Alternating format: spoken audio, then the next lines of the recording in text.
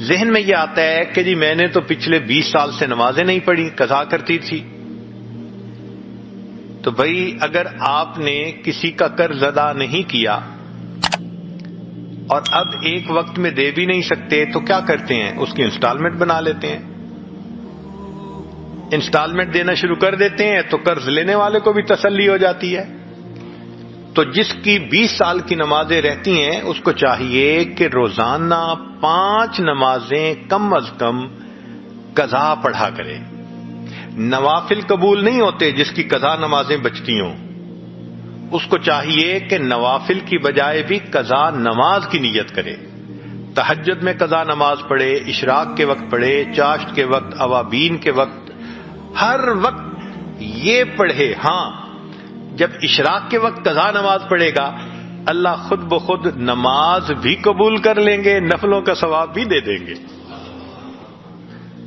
اس کی مثال ایسے ہے کہ ایک آدمی نے کسی کا 1,00,000 پاؤنڈ دینا ہو قرضہ، اور وہ اس کو کبھی ایک پین ہدیہ بھیج دے، کبھی ایک پھول ہدیہ بھیج دے، تو وہ پھول محبت کا سبب نہیں غصے کا سبب بنتا ہے کہ آپ کا دماغ خراب ہے، آپ نے مجھے قرضہ دینے اور آپ مجھے 2 اور 4 پاؤنڈ کے تحفے بھیجتے پھر رہے ہیں. جب فرض نمازیں رہتی ہیں تو پھر نفل اسی طرح 2-4 پاؤنڈ کے تحفے بنتے ہیں.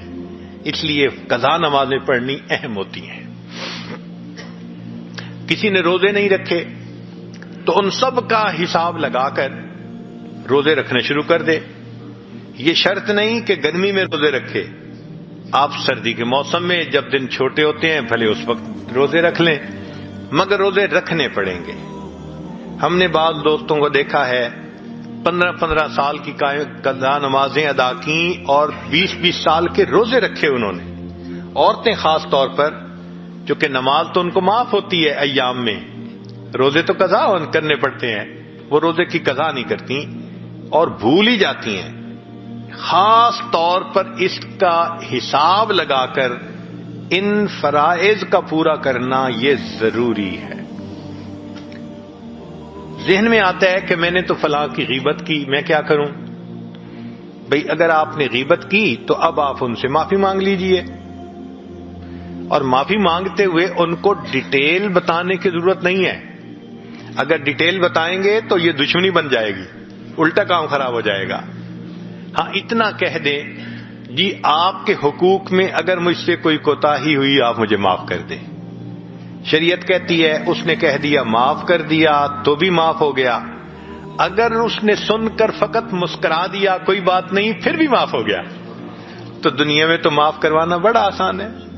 ہمارے ایک بزرگ تھے، ان کی بڑی خوبصورت عادت تھی کہ جب کسی سے جدا ہونے لگتے تو کہتے کہ بھئی آپ کے تو میرے اوپر بڑے حقوق تھے، میں کمزور ہوں، پورے نہیں کر سکا، اس کوتاہی کو آپ معاف کر دیں. اللہ اکبر. دنیا میں خامن بیوی سے معافی مانگ لے، بیوی خامن سے معافی مانگ لے، دوست دوست سے مانگ لے. دنیا میں معافی مانگنی آسان ہے، قیامت کے دن معافی ملنا مشکل کام ہے. قیامت کے دن اگر اللہ نے پوچھ لیا بتا تو نے فلاں کو کمینہ کیوں کہا تھا، فلاں کو ذلیل کیوں کہا تھا، بتا تو نے فلاں کو بے ایمان کیوں کہا تھا، تو جب انبیاء تھراتے ہوں گے اس وقت انسان کیا جواب دے سکے گا؟ آج وقت ہے معافی مانگنے کا. ایک آدمی کہتا ہے کہ جی میں نے غیبت تو کی مجھے یاد بھی نہیں، تو بھئی اللہ سے معافی مانگو. اور اگر اس سے معافی مانگ نہیں سکتے، وہ دور چلا گیا، ایڈریس نہیں، تو اب اس کے بارے میں اللہ کے سامنے استغفار کرو. ہو سکتا ہے اس استغفار کا ثواب اللہ اتنا دے دے کہ قیامت کے دن اس کے غیبت کے گناہ کا اس کو ثواب مل جائے. ایسا کرنا ضروری ہے. ایک آدمی کہتا ہے جی میں تو قتل کر بیٹھا. شریعت کہتی ہے کہ قتل 2 طرح کے ہوتے ہیں، ایک قتل عمد انٹینشنل کرنا، ایک ہوتا ہے ان انٹینشنل. مثال کے طور پہ آپ گاڑی سے دفتر جا رہے ہیں، ایکسیڈنٹ ہو گیا، اب کوئی کسی کو مارنے کی نیت سننے نہیں نکلے تھے، ہو گیا ایکسیڈنٹ، اس کو قتل خطا کہتے ہیں، اس کی دیت دینی ہوتی ہے. جو قتل عمد ہوتا ہے اس کا قصاص دینا ہوتا ہے. تو جو قتل کرے اس پر 3 کام ہوتے ہیں شریعت کے مطابق.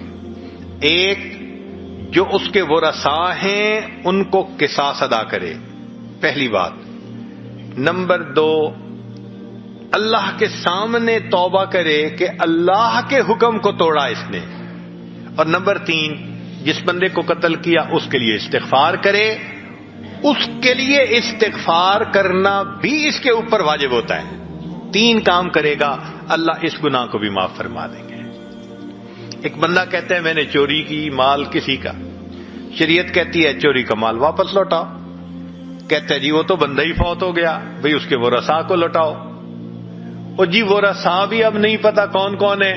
شریعت کہتی ہے اچھا اتنے پیسے کو تم اللہ کے راستے میں اس نیت سے صدقہ کر دو، اللہ قیامت کے دن اتنا اجر دے دینا کہ اس بندے کا مطالبہ پورا ہو جائے اور میں اس فرض سے سبکدوش ہو جاؤں.